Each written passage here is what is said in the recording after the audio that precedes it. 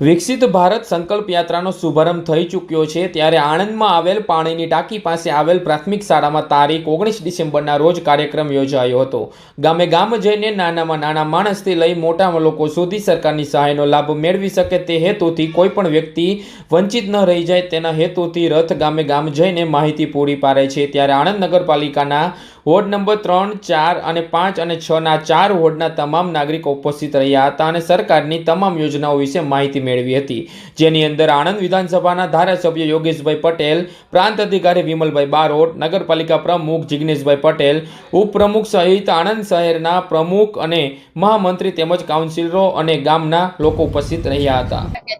આદરણીય વડાપ્રધાન નરેન્દ્રભાઈ મોદી સાહેબનો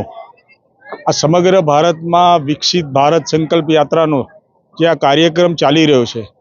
જેમાં ભારત દેશના છેલ્લામાં છેલ્લા ગામ સુધી ને છેલ્લામાં છેલ્લા માનવી સુધી આ દેશમાં એમણે મૂકેલી 19 કલ્યાણકારી યોજનાઓ ઘરે ઘરે પહોંચે ને છેલ્લા માનવી સુધી પહોંચે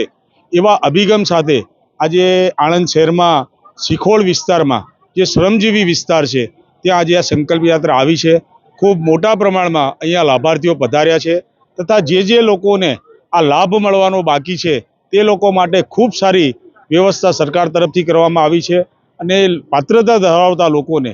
આ યોજનાઓનો ખૂબ લાભ મળે એના માટે અમારી સમગ્ર ટીમ આણંદ નગરપાલિકાના પ્રમુખ શ્રી જિગ્નેશભાઈ, અમારા ભારતીય જનતા પાર્ટીના પ્રમુખ મયુરભાઈ અને સમગ્ર કાઉન્સિલરો દ્વારા આજે આ વિસ્તારના નાગરિકોને અમે આ સંકલ્પ કરાયો છે કે આ કલ્યાણકારી યોજનાઓનો સંપૂર્ણપણે લાભ મળે અને આ વિકસિત ભારત યાત્રાનો જે સંકલ્પ આદરણીય નરેન્દ્રભાઈ મોદી સાહેબનો છે એમાં સૌ જોડાઈએ।